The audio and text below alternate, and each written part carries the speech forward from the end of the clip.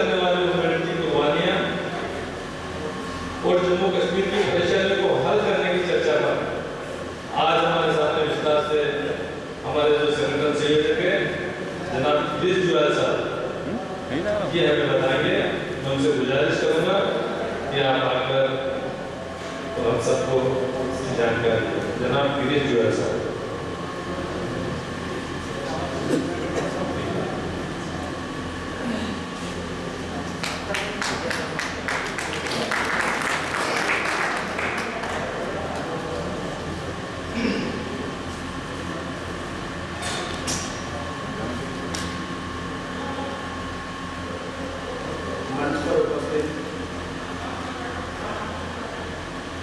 हमारे सारे शहर संयोजक और देश के विभिन्न भागों से लगातार 2 वर्षों से जो भूमिका निभाई, आज जो हम हिंदुस्तानी जम्मू कश्मीर हिंदुस्तान का अभियान मुस्लिम राष्ट्रीय मंच के द्वारा चलाया गया तो 4 चरणों में पूरा हुआ है और हम लोग जो है यहाँ पर उसका समापन और आगे की योजना के लिए यहाँ इकट्ठे हुए। तो हमारे जो कार्यकर्ता हैं, अभी जब अबू बकर भाई बता रहे थे कि जम्मू कश्मीर किस स्थिति में से गुजर रहा है, डॉक्टर भाई किस स्थिति से गुजरा है, अगर देश के किसी संगठन के कार्यकर्ता ने समझा है तो एकमात्र मुस्लिम राष्ट्रीय मंच का कार्यकर्ता है जो पिछले 2 वर्षों से लगातार जम्मू कश्मीर के विषय को लेकर के जम्मू कश्मीर में भी और देश भर में भी संघर्ष कर रहा है। हम सब जानते हैं कि पहले चरण में हमने मस्जिदों में, मदरसों में, जियारतों में, मुस्लिम विलायतों में खुसूसी दुआओं के कार्यक्रम क्योंकि दुआ और दवा दोनों मिलकर के ही किसी समस्या का हल निकाल सकती हैं। तो सबसे पहले दुआओं के कार्यक्रम जो है मुस्लिम राष्ट्रीय मंच के कार्यकर्ताओं ने और हजारों की संख्या में की।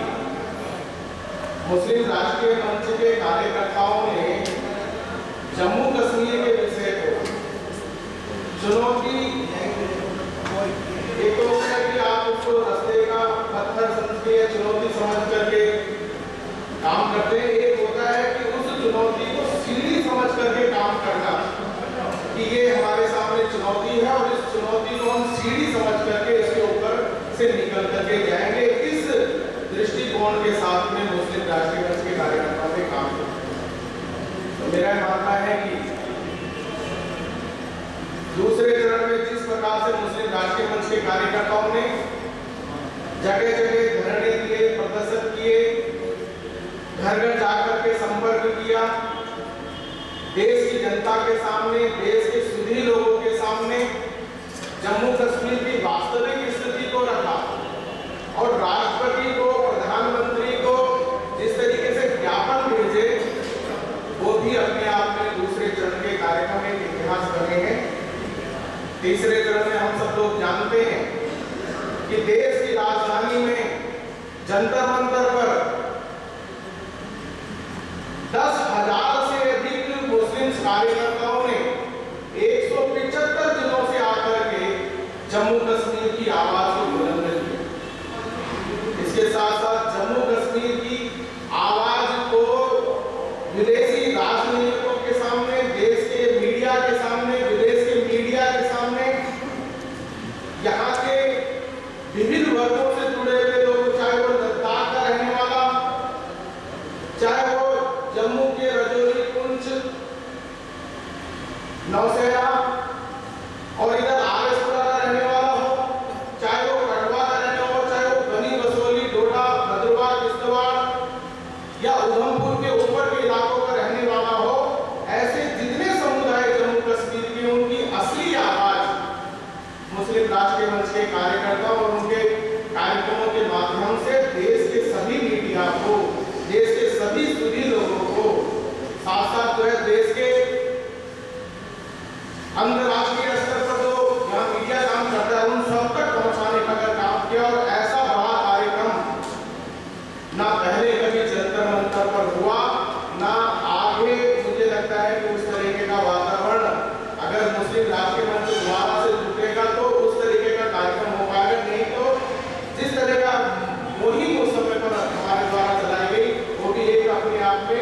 इतिहास बना है, एक कीर्तिमान बना है।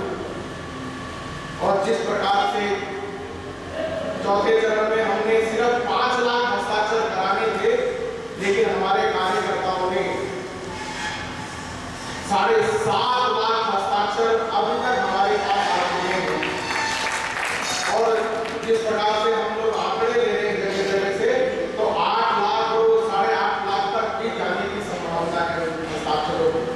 तो जम्मू कश्मीर की पीड़ा के साथ में, जम्मू कश्मीर के व्यक्ति के साथ में अगर कोई खड़ा रहा लगातार, तो वो मुस्लिम राष्ट्रीय मंच का कार्यकर्ता है।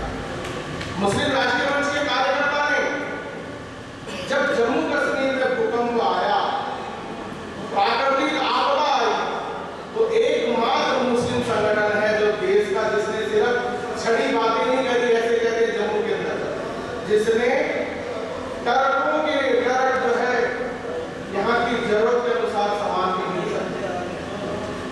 और सिर्फ मुस्लिम राष्ट्रीय मंच देश भर में नहीं, जम्मू कश्मीर में जिस सक्रियता से काम कर रहा है वो अपने आप में अनोखा है। तो फिर भी हमको लगता है कि हमने बहुत काम किया, लेकिन फिर भी जो हमारा प्रयास है वो जम्मू कश्मीर की आवश्यकता के हिसाब से बहुत कम है।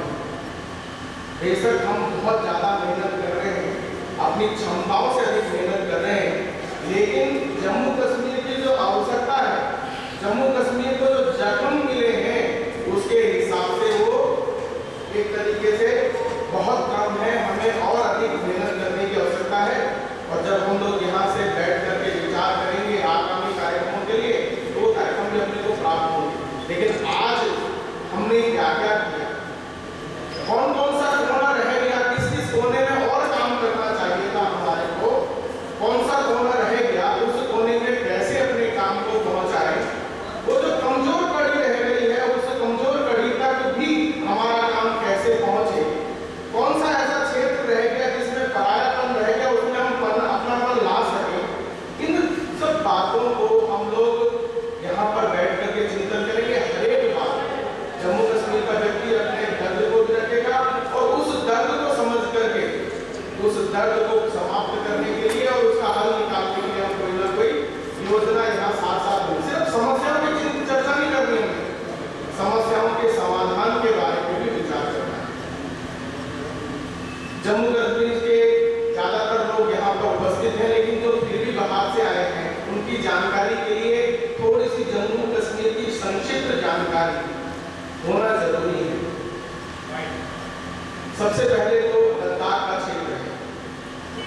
लद्दाख के क्षेत्र में जो लोग निवास करते हैं, उनके चेहरे मोहरे मंगोल लोग, जिस तरीके से ब्रीड होता है, मंगोल ब्रीड होता है, मंगोल आयरन ब्रीड से मिले जुले लोगों का वो पूरा क्षेत्र है। केवल आर्य जगत से जुड़े हुए लोग भी वहां पर देखने को मिलते हैं। फिर कहीं ना कहीं अपने सिया समुदाय से जुड़े हुए ईरान से वहां आकर के और उस ईरान के प्रभाव वाला क्षेत्र करगिल भी वहां पर है और लद्दाख भी है। और देश का ही नहीं, पूरे विश्व का सबसे बड़ा जिला अगर कोई है तो वो लद्दाख है। आबादी के दृष्टि से विश्व का सबसे छोटा जिला, यानी आबादी की दृष्टि से अगर देखा जाए तो विश्व का सबसे छोटा जिला, और क्षेत्रफल के हिसाब से देखा जाए तो विश्व का सबसे बड़ा जिला अपना लद्दाख का क्षेत्र होता है। लद्दाख के अंदर जो है करगिल और लद्दाख के 2 जिले सरकार ने, लेह और करगिल 2 डिस्ट्रिक्ट उसको बनाए हैं, लेकिन उसका बहुत बड़ा हिस्सा चाइना के कब्जे में है। उस चाइना के कब्जे में जो क्षेत्र है उसमें लोग नहीं बसते, यानी लोग नहीं रहते उसमें, वो क्षेत्रफल है एक तरीके से। वहां पर कहीं ना कहीं कुछ क्षेत्रों में आपने जो गुर्जर बकरवाल और उधर के जो लोग थे जो खासकर याक पालते थे और याक का दूध निकाला करते थे, ऐसे याक को पालने वाले, जैसे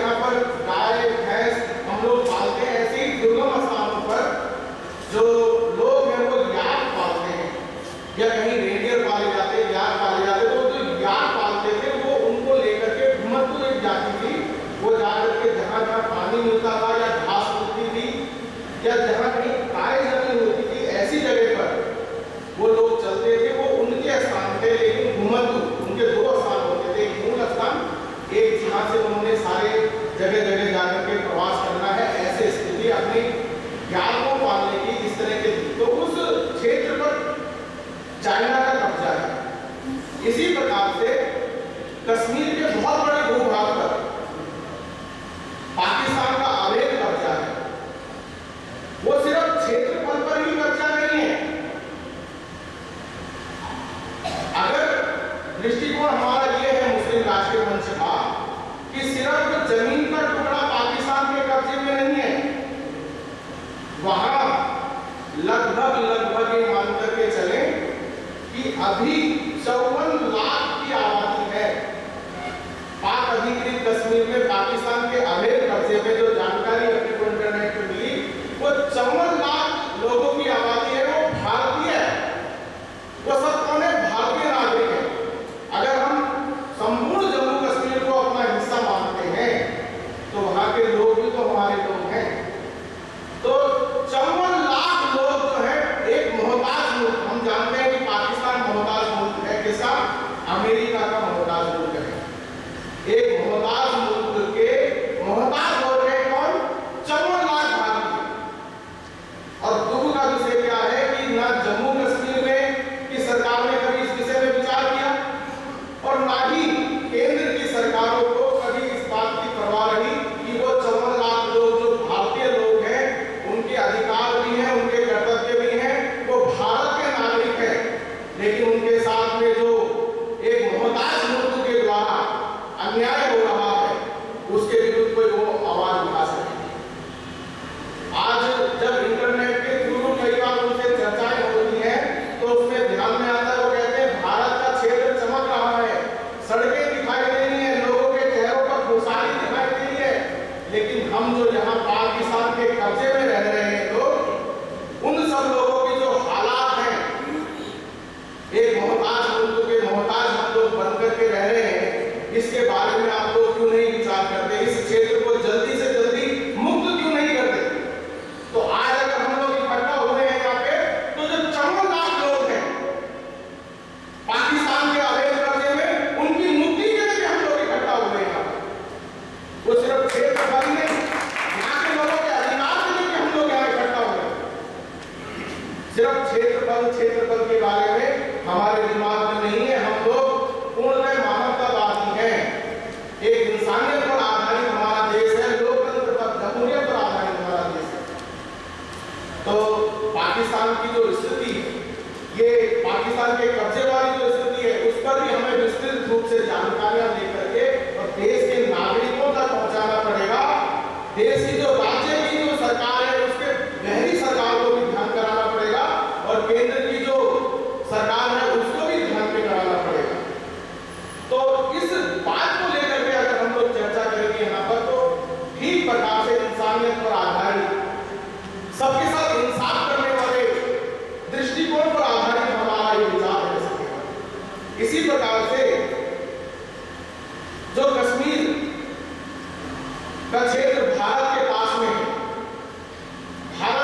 भारतीय लोकतंत्र के आधार पर जहां राज्य चल रहा है सारा, वहां पर भी पहले ये ध्यान में आता था कि यहाँ लोकतंत्र जो है एक तरीके से दिखावा था।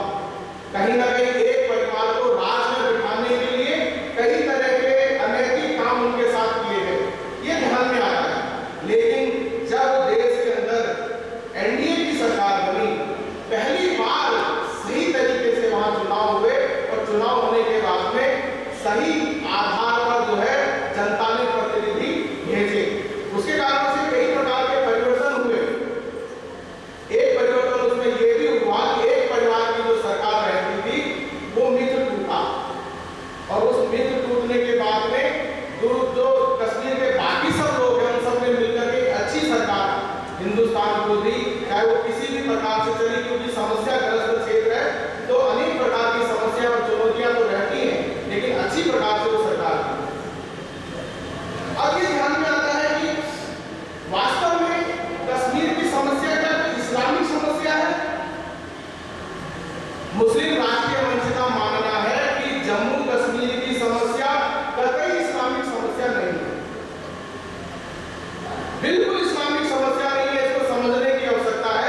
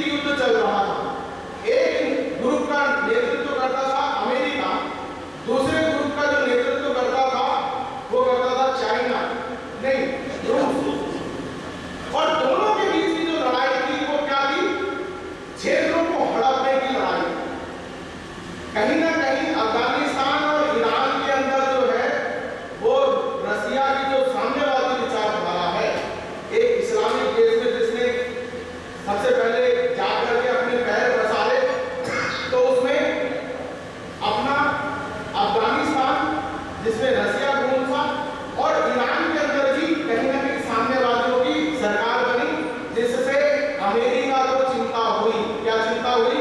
कि अमेरिका जो तेल के कुएं जरूर अरब देशों में है, लेकिन उनका मालिक कौन है? मल्टीनेशनल कंपनियां, और सारी की सारी मल्टीनेशनल कंपनियां किनके पास में? अमेरिकन के पास में।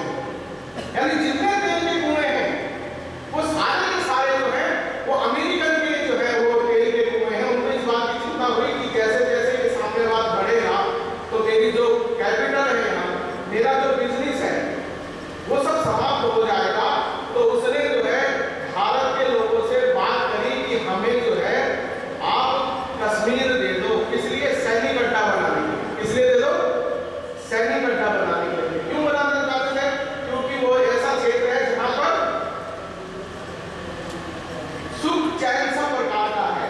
साथ साथ वहां पर डल झील में अगर एक शिकारा भी वो रखते हैं, एक हाउस बोट भी अगर वो रखते हैं, तो एक हाउस बोट से जो हमने आंकड़े इकट्ठा करे कश्मीर से, जो हमारे को रेवेन्यू प्राप्त हुआ, किसमें रेवेन्यू प्राप्त हुआ? पर्यटन में जो रेवेन्यू प्राप्त हुआ, तो पूरे देश के 37% आए। यानी अगर 100 रुपए देश को आय हुई उससे पर्यटन से, तो उसमें से 37 रुपए आय कश्मीर से हो रही थी।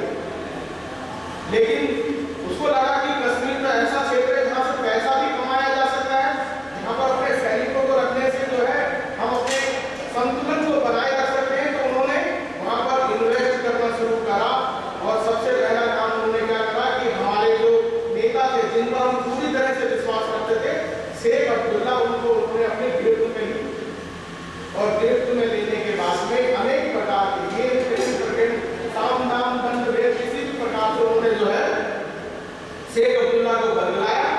और शेख अब्दुल्ला जो अमेरिका से लौट करके आए, तो उन्होंने दूसरी ही भाषा बोलनी शुरू कर दी। और उनकी एक कहते हैं ना कि अगर व्यक्ति स्वयं गलती करे तो स्वयं को नुकसान होता है, लेकिन एक साइकिल चलाने वाला गलती करता है तो उसके पीछे बैठे हुए व्यक्ति को भी नुकसान होता है। लेकिन शेख अब्दुल्ला तो एक पूरी रेलगाड़ी चला रहे थे, और उनके एक गलत कदम के कारण से पूरा का पूरा कश्मीर बर्बादी के रास्ते पर बढ़ गया। और वो लड़ाई क्या थी? अमेरिका के घोटाले में। जब शेख अब्दुल्ला को जेल में डाल दिया गया, तो जेल में डालने के बाद उन्होंने ध्यान में आया कि ये तो हमारा इन्वेस्टमेंट बहुत ज्यादा हो गया था यहाँ, तो उन्होंने उस